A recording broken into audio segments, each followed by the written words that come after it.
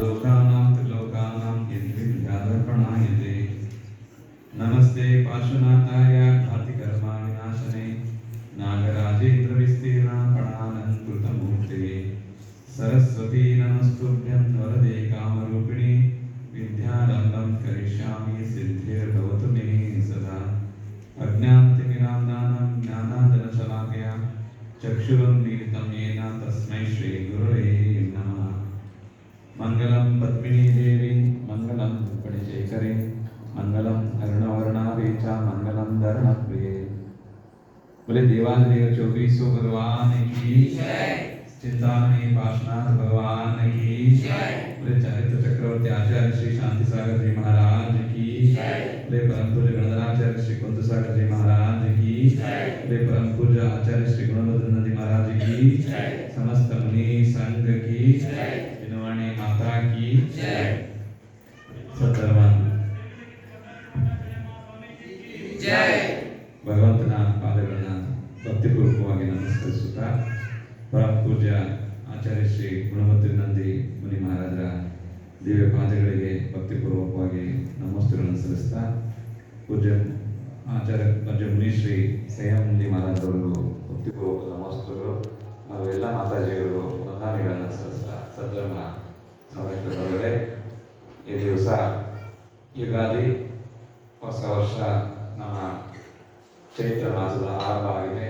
ಭಾರತ ದೇಶದ ಈ ಒಂದು ಏನು ನಮ್ಮ ದೇಶ ಇದೆ, ಈ ದೇಶದ ಪಂಚಾಂಗದ ವರ್ಷ ಇವತ್ತಿನಿಂದ ಆರಂಭವಾಗುವಂಥದ್ದು.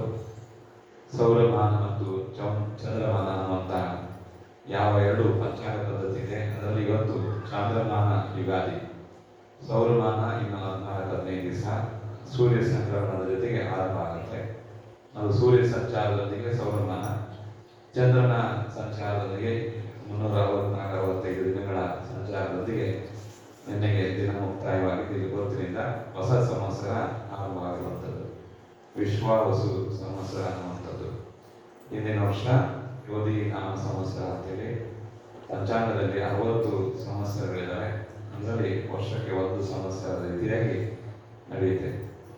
ಈ ಪಂಚಾಂಗಗಳು ಬರುವಂಥದ್ದೇ ಜ್ಯೋತಿಷ್ಯದಲ್ಲಿ.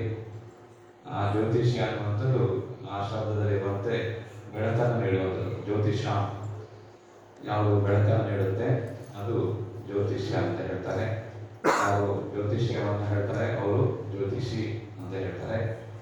ಆ ಒಂದು ಜ್ಯೋತಿಷ್ಯ ಶಾಸ್ತ್ರದ ಅನುಸಾರವಾಗಿ ಗ್ರಹ, ನಕ್ಷತ್ರ, ತಾರೆಗಳು ಇತ್ಯಾದಿಗಳ ಒಂದು ಸ್ವರೂಪಗಳನ್ನು ಈ ಜ್ಯೋತಿಷ್ಯ ಶಾಸ್ತ್ರದಲ್ಲಿ ಹೇಳಿದ್ದಾರೆ. ನಮ್ಮಲ್ಲಿ ಜ್ಯೋತಿರ್ಲೋಕ 4 ಏನು ಚತುರ್ನಿಕಾಯ ದೇವತೆಗಳು ಹೇಳ್ತೀವಿ, ಪವನವಾಸಿ, ನೈತ್ರವಾಸಿ, ಕಲ್ಪವಾಸಿ, ಹಾಗೆ ಜ್ಯೋತಿಷ್ಕವಾಸಿ. ಅದರಲ್ಲಿ ಜ್ಯೋತಿಷ್ಕವಾಸಿಯಲ್ಲಿ ಈ ಸೂರ್ಯ, ಚಂದ್ರ, ಗ್ರಹ, ನಕ್ಷತ್ರ, ತಾರೆಗಳು ಬರುವಂಥದ್ದು. ನಾವು ಏನು ಮಧ್ಯಲೋಕದಲ್ಲಿವೆ, ನಮ್ಮ ಮಧ್ಯಲೋಕದಿಂದ ಮೇಲ್ಭಾಗದಲ್ಲಿ ಮಾನಸೋತ್ತರ ಪರ್ವತದ ಮೇಲ್ಭಾಗದಲ್ಲಿರುವಂಥದ್ದು ಜ್ಯೋತಿಷ್ಯ ಅಥವಾ ಜ್ಯೋತಿಷ್ಯ ದೇವತೆಗಳು ಅಂತ ಹೇಳ್ತಾರೆ. ಅವರೆಲ್ಲ ಸ್ವತಃ ಅವರು ಆಯುಬಂಧವನ್ನು ಕಟ್ಟಿಕೊಂಡೇ ಅಲ್ಲಿರುವಂಥವರು. ಇಂದ್ರರಾಗಿರ್ತಾನೆ, ಸೂರ್ಯ ಮತ್ತು ಚಂದ್ರ, ಇವರುಗಳಿಂದ ಈ ಭೂಮಿಗೆ ಬೆಳಕನ್ನು ನೀಡುವಂಥದ್ದು. ಅವರು ಭವನದಲ್ಲಿ ವಾಸ ಮಾಡ್ತಾರೆ. ಆ ಭವನಗಳಿಂದ ಹೊರಡುವಂಥ ಕಾಂತಿಯಿಂದ ಇಡೀ ಲೋಕದಲ್ಲಿ ಬೆಳಕು ಚೆಲ್ಲುತ್ತೆ. ಮತ್ತು ಅವರ ಆಯುಷ್ಯ ಮುಗಿದ ಮೇಲೆ ಮತ್ತೊಬ್ಬ ಸೂರ್ಯ ಅಥವಾ ಚಂದ್ರ ಅಲ್ಲಿಗೆ ಬಂದು ಸೇರಿಕೊಳ್ತಾರೆ. ಇಂದ್ರರಾಗಿರ್ತಾರೆ ಅವರು. ಅವರ ಕರ್ತವ್ಯ ಹಗಲು ರಾತ್ರಿಯನ್ನು ನೋಡಿಕೊಂಡು ಹೋಗುವಂಥದ್ದು. ಆ ನಿಟ್ಟಿನಲ್ಲಿ ಅವರು ನಮಗೆ ಏನು ಮಾಡ್ತಾರೆ ಅಂತ ಹೇಳಿದ್ರೆ ಬೆಳಕನ್ನು ಕೊಡ್ತಾರೆ. ಸೊ ಬೆಳಕನ್ನು ಉಪಯೋಗಿಸ್ಕೊಂಡು ದಾರಿಯಲ್ಲಿ ನಡೆದು ಹೋಗುವಂಥದ್ದು. ಗ್ರಹ ಬೇರೆ ಆದಿತ್ಯಾದಿ 9 ಗ್ರಹಗಳನ್ನು ಉಲ್ಲೇಖ ಮಾಡಿದ್ದಾರೆ. ನಮ್ಮಲ್ಲಿ 80 ಗ್ರಹಗಳು ಶಾಸ್ತ್ರದಲ್ಲಿ ಹೇಳಿದ್ದಾರೆ. 80ಗಳು ಬೇರೆ ಬೇರೆ ಗ್ರಹಗಳಿದ್ದಾವೆ ಅಂತೇಳಿ.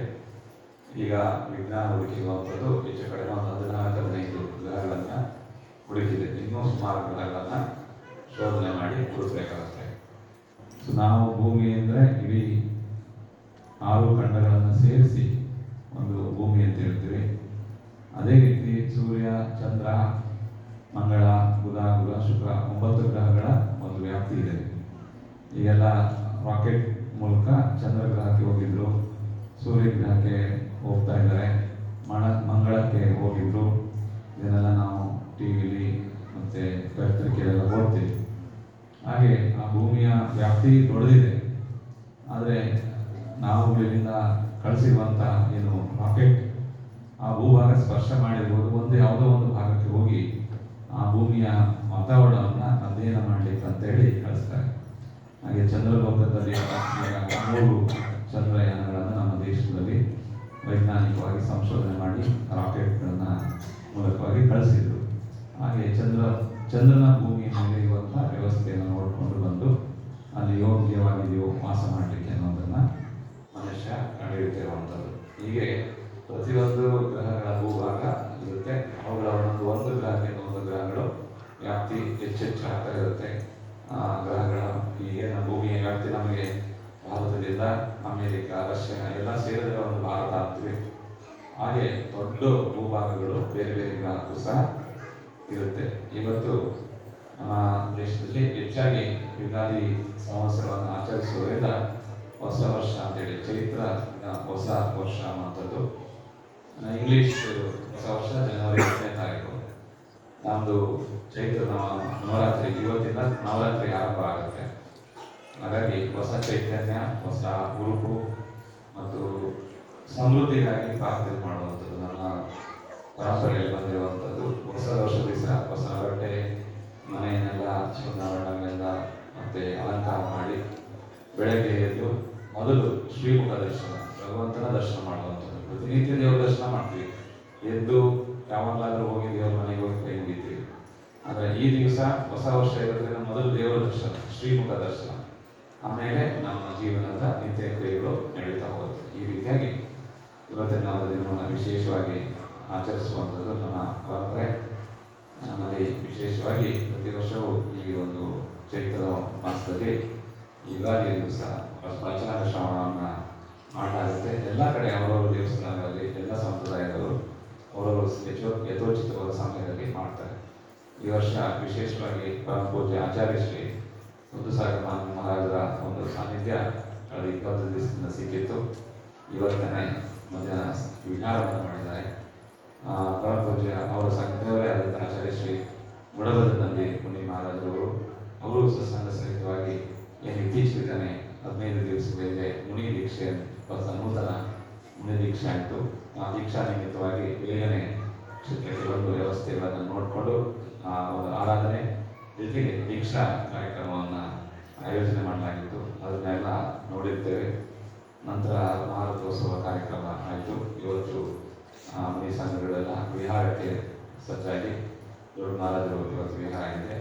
ನಾಳೆ ದಿವಸ ಪರಮಪೂರ್ಣ ಆಚಾರ್ಯ ಶ್ರೀ ಗುರುವದನಂದಿ ಮುನಿ ಮಹಾರಾಜರು ಸಹ ಕಳಸ ಸೀಮೆ ಕಡೆಗೆ ಹೋಗ್ತಿದ್ದಾರೆ. ಅಲ್ಲಿ ಕಳಸ ಸೀಮೆಯಲ್ಲೂ 2-3 ಪಂಚಕಲ್ಯಾಣಗಳಿವೆ. ಒಂದು ಸಂಸ್ಥೆ ಮತ್ತು ಒಂದು ಮೇಘೂರದಲ್ಲಿ ಮತ್ತು ಒಂದು ಕಳಸದಲ್ಲಿ 3 ಪಂಚಕಲ್ಯಾಣಗಳಿರೋದ್ರಿಂದ ಒಂದು ತಿಂಗಳ ಅಂತರದಲ್ಲಿ 3 ಪಂಚಕಲ್ಯಾಣಗಳು ವಿಶೇಷವಾಗಿ ನಮ್ಮ ಈ ಕ್ಷೇತ್ರಕ್ಕೆ ಮೊದಲು ರಾಜೇಶ್ವರಿ ಆಗಿದ್ದರು.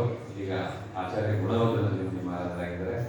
ಅವರು ಆಚಾರ್ಯ ಮುನಿ ದೀಕ್ಷಿತರ ಒಂದು ಆಚಾರ್ಯರಾದ ಪ್ರಥಮ ಬಾರಿಗೆ ಮಂಗುಲ ಕ್ಷೇತ್ರಕ್ಕೆ ಬಂದು ಈ ಭಾಗದಲ್ಲಿ ಪ್ರಥಮ ಕಾರ್ಯಕ್ರಮಗಳು ಈ ಪಂಚಕಲ್ಯಾಣಗಳು ನಡೆಯುವಂಥದ್ದು. ನಿಟ್ಟಿನಲ್ಲಿ ಅವರ ಈ ಹೊಸ ವರ್ಷದ ಆರಂಭದಲ್ಲಿ 3 ಪಂಚಕಲ್ಯಾಣ ಸಿಕ್ಕಿರುವಂಥದ್ದು ತುಂಬ ಸಂತೋಷ. ಅವರು ಮಹಾರಾಷ್ಟ್ರದಲ್ಲಿದ್ದರೆ ಹಿಂದಿ ಮರಾಠಿಯಲ್ಲಿ ಕಾರ್ಯಕ್ರಮಗಳನ್ನು ನಡೆಸ್ಕೊಡ್ತಾರೆ. ಈಗ ಇಲ್ಲಿ ಕನ್ನಡದಲ್ಲಿರೋದ್ರಿಂದ ಎಲ್ಲ ಕನ್ನಡದಲ್ಲೇ ಕಾರ್ಯಕ್ರಮ ಮಾಡಬೇಕು. ಮಹಾರಾಜರಿಗೆ ಕನ್ನಡ ಬರುತ್ತೆ, ಮಾತಾಜಿಗಳು ಕನ್ನಡ ಬರುತ್ತೆ. ಹಾಗಾಗಿ ಹಿಂದಿಗಳು ಕನ್ನಡ ಪಂಚಕಲ್ಯಾಣವನ್ನು ನಡೆಸುವಂಥ ಕಾರ್ಯಕ್ರಮಗಳು ಈ ಒಂದು ತಿಂಗಳಲ್ಲಿ ಇದೆ.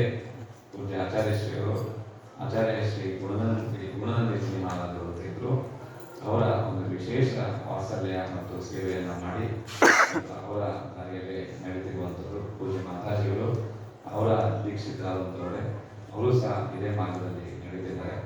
ನಾಳೆ ಬೆಳಗ್ಗೆ ಅವರು ಇಲ್ಲಿಂದ ವಿಹಾರ ಆಗುವಂಥದ್ದು. ಆ ನಿಟ್ಟಿನಲ್ಲಿ ಪೂಜ್ಯ ಮಹಾರಾಜ ಪಾದಪೂಜೆಯೂ ಸಹ ಇದೇ ಸಂದರ್ಭದಲ್ಲಿ ಮಾಡಲಾಗಿದೆ. ಅವರು ಸಹ ಈ ಒಂದು ತಿಂಗಳು ಈ ಕ್ಷೇತ್ರದಲ್ಲಿದ್ದು ಧರ್ಮಪ್ರಭಾವನೆಯನ್ನು ಮಾಡಿದ್ದಾರೆ, ದೀಕ್ಷೆಯನ್ನು ಕೊಟ್ಟಿದ್ದಾರೆ, ಸಂಘದ ವೃದ್ಧಿಯಾಗಿದೆ. ಇದೇ ರೀತಿಯಾಗಿ ಹೊಸ ವರ್ಷದಲ್ಲೂ ಸಹ ಸಂಘದಲ್ಲಿ ಉತ್ತರೋತ್ತರವಾದ ಸಮೃದ್ಧಿ ಆಗಲಿ, ವೃದ್ಧಿ ಆಗಲಿ, ಶಿಷ್ಯ ಸಮೃದ್ಧಿ, ಶಿಷ್ಯ ಸಂಪತ್ತು, ಭಕ್ತ ಸಂಪತ್ತು ಪೂಜೆ ಆಗಲಿ, ಬಾಕಿಯವರಿಗೆಲ್ಲ ಧನ ಕನಕ ವೃದ್ಧಿ ಆಗಲಿ ಅಂತ ಹೇಳ್ಬೋದು. ಆದರೆ ಮಹಾರಾಜರಿಗೆ ಏನು ಅಂತ ಹೇಳಿದ್ರಲ್ಲ, ಮಹಾರಾಜರಿಗೆ ದುಡ್ಡು ಕಾಸು ಏನು ಬೇಕು ಅಂತ ಕೇಳಂಗಿಲ್ಲ. ಶಿಷ್ಯ ಸಮೃದ್ಧಿ, ಸಮಾಜ ಸಮೃದ್ಧಿ ಮತ್ತು ಭಕ್ತ ಸಮೃದ್ಧಿ ಆಗಲಿ, ಅವಾಗ ಪ್ರಭಾವನೆ ಮಾಡಲಿಕ್ಕೆ ಇನ್ನಷ್ಟು ಅನುಕೂಲ ಆಗುತ್ತೆ ಅಂತ ಹೇಳ್ತಾ, ಪೂಜ್ಯ ಮಹಾರಾಜರ ಆಶೀರ್ವಾದವು ಸಹ ಎಲ್ಲ ದಿನ ಇರಲಿ.